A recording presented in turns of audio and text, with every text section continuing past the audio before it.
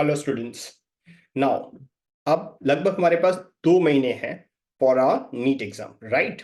सो ये फेज में बहुत क्रूशियल है। बहुत सारे बच्चों को जो बहुत अच्छा कर रहे थे, अचानक से स्कोरिंग लो हो गई है। कुछ बच्चे सेल्फ डाउट में आ गए हैं। और क्या देखा जा रहा है कि स्ट्रेस की वजह से वो पढ़ नहीं पा रहे हैं। नाउ बच्चा लो, व्हाट आई वांट टू से टू यू इज स्ट्रेस मत लो। नाउ व्हेन आई से स्ट्रेस मत लो, काम करो बट स्ट्रेस मत लो। सो कैसे कर सकते हैं हम लोग? So I am professor Sushil Mishra, Specialist in handling NEET biology. Backbone है नीट के सक्सेस के लिए, राइट? सो मैं आपको ऐसा प्लान देने वाला हूं with respect to time management, with respect to topic, जिससे क्या होगा ना कि आपका जो स्ट्रेस है कुछ हद तक कम हो जाएगा। आप उस प्लान को फॉलो करोगे, आपका परफॉर्मेंस अच्छा आने लगेगा। सो लेट्स स्टार्ट। यस, बट एक सबसे इंपॉर्टेंट की सक्सेस है कि आपके मन में कभी भी कहीं पे भी सेल्फ डाउट नहीं होना चाहिए। So success will come to you if you are regular. ये जो मैं प्लान बना रहा हूं, प्लान को कंसिस्टेंटली फॉलो करिए, सक्सेस आएगा, गारंटी। नाउ रिमेंबर, सक्सेस के लिए आपको कम से कम 600 के अराउंड स्कोर करना है। एंड 600 स्कोर करना बहुत इजी है अगर आप सिस्टमैटिकली प्लान करें। So let me take you to the planning, जहां पे हम आपको सिखाने वाले हैं how to score 600 plus in NEET 24 and to score 600 plus in NEET 24 आपको बायो को 340 350 तक पहुंचना पड़ेगा। तो मेरा फोकस है, मेरा डोमेन है, मेरा एक्सपर्टी है बायोलॉजी। तो उसमें मैं आपको गाइड करूंगा कि कैसे आप 340 350 या 360 तक पहुंच सकते हो। सो लेट्स स्टार्ट। बच्चा लोग, आई टोल्ड यू कि मेरा टारगेट क्या है। आप सब सिस्टमैटिकली पढ़ के 600 प्लस स्कोर करें। एंड उसके लिए आपको बायो को मिनिमम टू मिनिमम बायो में स्कोरिंग 340 प्लस होना चाहिए। So target NEET 24। This is part 1 video where I had a small revision plan for you for next 2 month, जिसमें आप प्लान को फॉलो करेंगे तो आपका स्कोर 600 प्लस रहेगा। एंड उस सीरीज का ये पार्ट 1 वीडियो है। There will be more videos, so please like and subscribe this channel, ताकि आपको जब भी नया वीडियो आए इमीडिएट आपको अपडेट मिल जाए। सो प्लीज बेल आइकॉन को दबाना मत भूलिए। So let's start. Now NEET 24 में पहला मेजर चेंजेस क्या हुआ है? आई टोल्ड यू ना, बायो बैकबोन है, तो चेंजेस क्या हुआ है? Let try to understand. जो रैंकिंग ऑर्डर था, रैंकिंग ऑर्डर मतलब क्या? अगर दो बच्चों को सेम मार्क्स मिलता है, दो नहीं ऐसे हजारों बच्चे होते हैं जिनको सेम मार्क्स मिलता है, तो उनका रैंकिंग कैसे डिटरमाइन किया जाएगा? तो सबसे पहला, जब भी दो बच्चों का मार्क्स सेम रहेगा, उनका बायोलॉजी का स्कोर देखा जाएगा। The student who has maximum score in biology, biology में जिसका ज्यादा स्कोर रहेगा उसको हाईएस्ट रैंक मिलेगा। फिर बायो में अगर सेम है तो नेक्स्ट रो देखेंगे कि केमिस्ट्री में किसका हाईएस्ट स्कोर है। अमंग देम बायो हाईएस्ट नहीं है। फिर नेक्स्ट लेवल पे चेक करेंगे कि केमिस्ट्री का स्कोर किसका ज्यादा है। अगर केमिस्ट्री का स्कोर ज्यादा है तो उस बच्चे को केमिस्ट्री के वजह से उसका रैंक हायर हो जाएगा। फिर वो भी सेम है तो नेक्स्ट लेवल पे फिजिक्स कंपेयर किया जाएगा। अब तक यही होते आया है। इस साल का मेजर डिफरेंस क्या है? मेजर डिफरेंस है, अगर ये तीनों पे कंपैरिजन टाई अप हो रहा है, then rank will be determined by computer based draw. मतलब ऐसा मानो कि आपका 580 स्कोर है और 580 स्कोर वाले ऐसे 50 बच्चे हैं। देन पहले बायोलॉजी का स्कोर देखा जाएगा, सेकंड नंबर पे केमिस्ट्री, थर्ड नंबर पे फिजिक्स, ये सब सेम है। देन उसके बाद कंप्यूटर बेस्ड ड्रॉ होगा without any human interference. Computer decide करेगा किसको रैंक आगे देना है।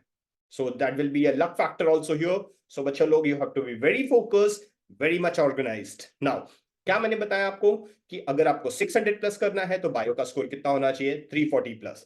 तो बायो ना बहुत ही ऑर्गेनाइज्ड है, उसको समझने की जरूरत है कि बायो में पढ़ना क्या है। दो चीज होता है, पढ़ना क्या है, पढ़ना कैसे। तो अभी मैं आपको क्या बताने जा रहा हूं, पढ़ना क्या है। सो पढ़ना क्या क्या? एक मेजर है ना, बायोलॉजी में पूरा जो स्ट्रक्चर है, पूरा बायो का पोर्शन एनसीईआरटी पे बेस्ड है। और इसमें मैंने एक सक्सेस पिरामिड बनाया, नीट सक्सेस पिरामिड। नाउ ये पिरामिड है क्या? Let try to understand. कोई भी सक्सेस के लिए सबसे इंपॉर्टेंट फैक्टर क्या होता है? यस, कोई भी सक्सेस के लिए सबसे इंपॉर्टेंट फैक्टर होता है कि हम ये समझें कि कौन से टॉपिक पढ़ने हैं, राइट ना? यस और नो? तो मैंने क्या किया है, पूरे सिलेबस को high impact topic medium impact topic and low impact topic, ऐसा बाइफरकेट करके बता रहा हूं। जब मैं बोलता हूं high impact topic, what I mean by that is unit 3, unit 5, unit 6, unit 7, 9 and 10, ये हाई इम्पैक्ट टॉपिक्स है। मतलब क्या, इसमें कंटेंट कम होगा, स्कोरिंग ज्यादा होगा। मतलब कम पढ़ने से ज्यादा स्कोर आएगा, वेटेज वाइज ये काफी ज्यादा होता है। इसको आप पढ़ लिए तो आप 250 इजीली क्रॉस कर लेते हो। ठीक है, सो 20 चैप्टर्स है। इन 20 चैप्टर्स को अगर आपने पढ़ लिया तो आप 250 क्रॉस कर सकते हो ना। ये थे हाई इंपैक्ट टॉपिक। तो जब भी पढ़ना रहेगा, जब भी आप स्टार्ट कर रहे हो, अगर कुछ पोर्शन पेंडिंग है और वो पेंडिंग टॉपिक इनमें से है, तो सबसे पहले उसको फोकस करके पढ़ के लीजिए। Now, once you are done with this, now we go to medium impact topic, which has 7 topics. So now, what are these 7 topics, or where they are coming? Unit 2, Unit 4, and biological classification. ये Unit 1 का है, but यहाँ पे medium impact में आता है। मतलब यहाँ पे total 7 topics हैं।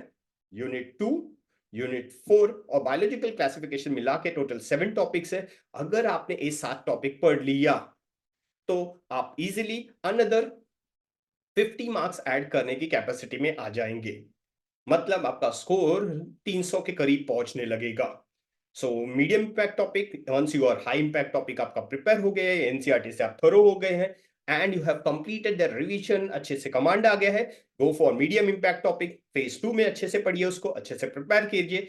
मीडियम, हाई इम्पैक्ट और मीडियम इम्पैक्ट हो गया, मतलब आपका स्कोरिंग अब 300 के रेंज में आ गया है।